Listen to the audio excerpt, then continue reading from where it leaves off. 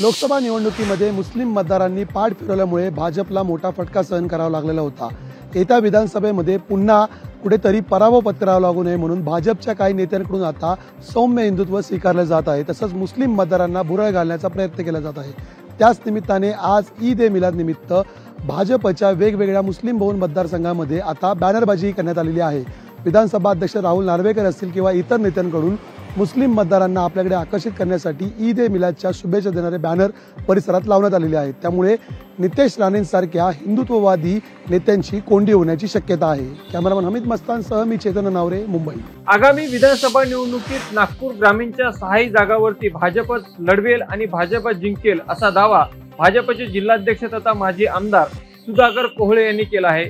त्यामुळे महायुतीमध्ये आगामी विधानसभा निवडणुकीत जागा वाटपावरून वादाची ठिणगी पेटण्याची शक्यता वर्तवली जात आहे। कारण की उपमुख्यमंत्री अजित पवार हे नुकतंच जनसंवाद यात्रेच्या माध्यमातून काटोल येथे त्यांनी सभा घेतली होती आणि या सभेच्या माध्यमातूनच अनिल देशमुख यांच्या विरोधामध्ये राष्ट्रवादी काँग्रेस पक्षाचा उमेदवार देण्याचे संकेत त्यांनी दिले होते।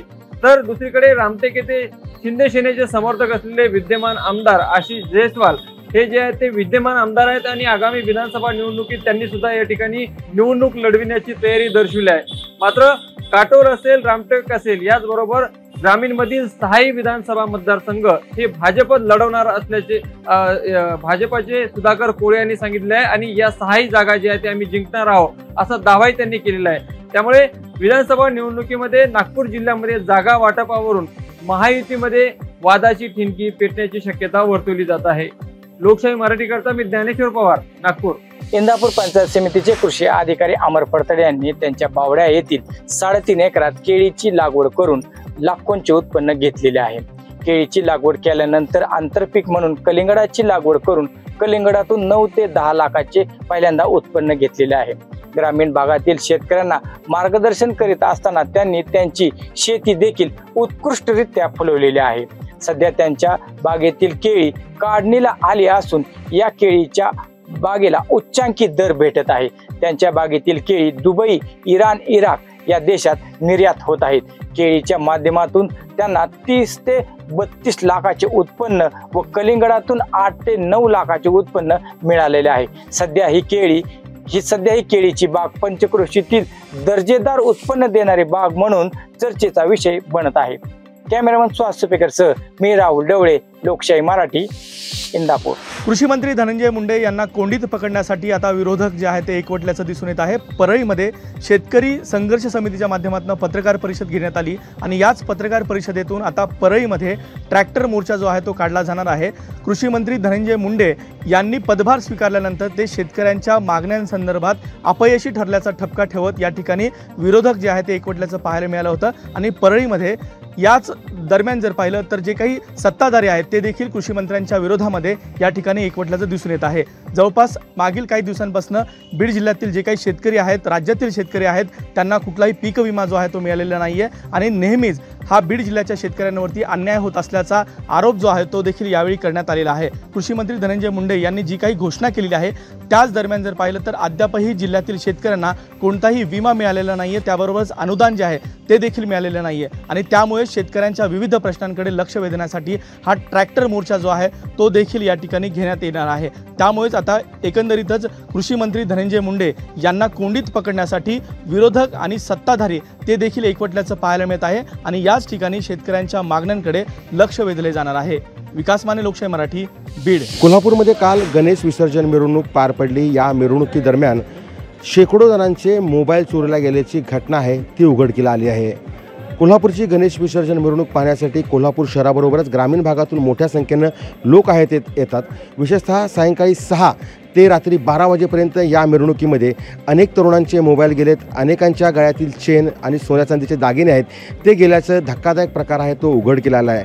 कोल्हापूर शहरातील जुना राजवाडा पोलीस स्टेशनमध्ये या संदर्भातल्या मोबाईल चोरीच्या ज्या तक्रारी आहेत त्या या ठिकाणी दाखल झाल्याचं आपल्याला पाहायला मिळतंय। दुसरीकडं अनेकांचे दागिने गेले ते देखील तक्रारदार या ठिकाणी आपली तक्रार देण्यासाठी आपल्याला आल्याचं दिसून येते। विशेषतः सकाळपासून दुपारी 12 वाजेपर्यंत 200 पेक्षा अधिक मोबाईल आहेत ते गेल्याचं या ठिकाणी तक्रारी जे आहेत त्या प्राप्त झाल्यात आणि संध्याकाळपर्यंत आणि मोठ्या संख्येने या ठिकाणी तक्रारदार आहेत ते आपले मोबाईल किंवा दागिने गेल्याच्या तक्रारी आहेत त्या ठिकाणी देतील असं सांगून गेलेलं आहे. कारण कागदपत्रांची पूर्तता आहे ती करावी लागते. मोबाईलसाठी मोबाईलचं बिल आणि मोबाईलचा IMEI नंबर यांसह अनेक बाबी ज्या आहेत त्या पोलिसांना तपासासाठी द्याव्या लागतात. त्या अनुषंगाने आता जी प्रक्रिया आहे ती आता या ठिकाणी दाखल करण्याची विशेषतः प्रक्रिया आहे त्या ठिकाणी पार पडताना दिसून येते. त्यामुळे कोल्हापूरकरांनी या गणेश विसर्जन मिरवणुकीत खरं तर चोरट्यांनी अनेक मोबाईल आणि सोन्याच्या दागिन्यावरती डल्ला मारल्याचं आता समोर आलं आहे. सत्यज औंधकर, लोकशाही मराठी, कोल्हापूर. सोलापूर जिल्ह्यातील वैराग पोलीस ठाण्याच्या हद्दीतील तुळजापूर बार्शी रोडवरती गांजा वाहतूक करणाऱ्या 4 इसमांना सोलापूरच्या ग्रामीण गुन्हे शाखेच्या पोलिसांनी अटक केलेली आहे. त्यांच्या ताब्यातून 62 किलो गांजासह इनोवा गाडी देखील जे आहे ते जप्त केलेली आहे. एकूण 30 लाख रुपयांचा मुद्देमाल जो आहे तो ग्रामीण पोलिसांनी जप्त केलेला आहे. यामध्ये सोलापूर, पुणे येथील आरोपींचा जो आहे तो यामध्ये समावेश असल्याची माहिती पोलिसांनी दिलेली आहे. ही कामगिरी सोलापूर ग्रामीणचे पोलीस अधीक्षक अतुल कुलकर्णी यांच्या मार्गदर्शनाखाली गुन्हे शाखेच्या पोलिसांनी ही केलेली आहे. वसीम अत्तार, लोकशाही न्यूज, सोलापूर. शिवसेनेच्या वाटेला आलेली काही महामंडळं जाहीर करण्यात आली आहे. मात्र नवी मुंबईमधून विजय चौगले यांचं राजकीय पुनर्वसन होण्याचे संकेत मिळताना दिसून येत. त्यांच्या पदरात सुद्धा वडार समितीचे अध्यक्षपद हे महामंडळ मिळू शकतं. तसेच शिवसेनेचे उपनेते विजय नाहटा हे सुद्धा बेलापूर मतदारसंघात जोरदार मोर्चेबांधणी करताना दिसून येते. त्यांच्या पदरात सुद्धा एखादं महामंडळ वाटेला येऊ शकतं. राष्ट्रवादी काँग्रेसची नवी मुंबईमध्ये ताकद कमी असल्यामुळे नवी मुंबईचे जिल्हाध्यक्ष असलेले अजित पवार गटाचे नामदेव भगत यांना सुद्धा सिडको संचालक पद हे पक्षाकडून मिळलं जाऊ शकतं. त्यामुळे बेलापूर आणि ऐरोली मतदारसंघात हे दोन्ही शिवसेने नेते जरी मोर्चेबांधणी करत असले तरी ह्या दोन्ही जागा भाजपच्या वाटेला जाणार आहेत. त्यामुळे नवी मुंबईतून विजय चौगले आणि विजय नाहटा आणि राष्ट्रवादीचे जिल्हाध्यक्ष नामदेव भगत यांची महामंडळावर कुठेतरी वर्णी लागण्याचे संकेत मिळताना दिसून येत आहे. कॅमेरामॅन ज्ञानेश्वर वाडेसह विकास मिरगणे, लोकशाही, नवी मुंबई. ठाकरेंच्या शिवसेनेच्या महिला पदाधिकाऱ्यांनी आज नाशिकच्या जिल्हाधिकारी कार्यालयाबाहेर तीव्र स्वरूपाची निदर्शने करण्यात आली. यावेळी नाशिक पोलीस प्रशासनाचा निषेध देखील व्यक्त करण्यात आलेला आहे. ठाकरेंच्या शिवसेनेचे जिल्हाप्रमुख असलेले सुधाकर बडगुजर यांचे पुत्र दीपक बडगुजर यांच्यावर पोलिसांनी सूडबुद्धीने कारवाई केलेली आहे. 2 वर्षापूर्वीचा गोळीबाराचा प्रकरणाशी संबंध जोडून खोटा गुन्हा दाखल केलेला आहे. एकूणच सुधाकर बडगुजर हे नाशिक मधलं राजकीय मोठं नाव आहे आणि नाशिक पश्चिम विधानसभा मतदारसंघातून ते उमेदवार आहे. त्यामुळे राजकीय हेतुपोटी आणि सूडबुद्धीने ही कारवाई केली असल्याचा आरोप देखील या महिला पदाधिकाऱ्यांनी केलेला आहे. त्यांनी हा गुन्हा मागे घ्यावा आणि त्या योग्य पद्धतीने कारवाई करावी अशी मागणी केलेली आहे. जर याचा विचार करण्यात आला नाही तर यापुढची जी आंदोलनं आहे किंवा निदर्शने आहेत ती तीव्र स्वरूपाची होईल अशा पद्धतीचा इशारा देखील महिला पदाधिकाऱ्यांनी दिलेला आहे. त्यामुळे एकूणच आता याचा विचार नाशिक पोलीस हे कशा पद्धतीने करतं हे पाहणं खरं तर महत्त्वाचं ठरणार आहे. महेश माले, लोकशाही मराठी, नाशिक. आगामी 2 दिवसांमध्ये महायुतीच्या महत्त्वाच्या नेत्यांची एक बैठक होणार आहे आणि या बैठकीतून कोणत्या पक्षाला किती जागा देण्यात याव्यात या संदर्भात चर्चा केली जाणार आहे. स्वतः शिवसेनेचे प्रवक्ते संजय शिरसाट यांनी ही माहिती दिलेली आहे. त्यानंतर 3ही पक्ष एकत्रित असणार आहेत, एकत्रित चर्चा केली जाणार आहे आणि जागा वाटपाचा जो काही तिढा निर्माण झालेला आहे तो आता कुठेतरी सुटू शकतो. कारण प्रत्येक पक्षाला या जागा वाटपाची तेवढीच प्रतीक्षा होती. कारण जागा वाटप झाल्याच्या नंतर उमेदवारांना तयारी करता येते. कारण लोकसभा निवडणुकीच्या पार्श्वभूमीवर उमेदवारी देत असताना उशीर झाला आणि त्याचाच फटका उमेदवारांना बसला. कारण काही ठिकाणी पराजय स्वीकारावा लागला. एकीकडे महायुतीच्या जागावाटपानंतर महाविकास आघाडीसुद्धा जागावाटपाचा फॉर्म्युला ठरवू शकते आणि हा फॉर्म्युला ठरवल्याच्या नंतर या ठिकाणी चांगल्या जागा वाटप केल्या जातील असा विश्वास व्यक्त केला जातोय. आम्ही मुस्लिम उमेदवारांना सुद्धा संधी देऊ अशा प्रकारचं विधान जे आहे ते शिवसेना उद्धव बाळासाहेब ठाकरे पक्षाकडून ऐकायला मिळतंय.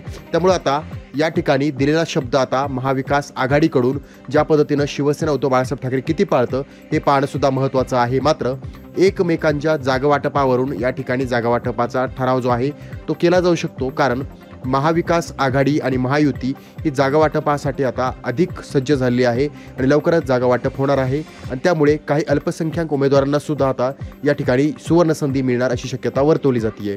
सचिन बडे, लोकशाही मराठी, छत्रपती संभाजीनगर.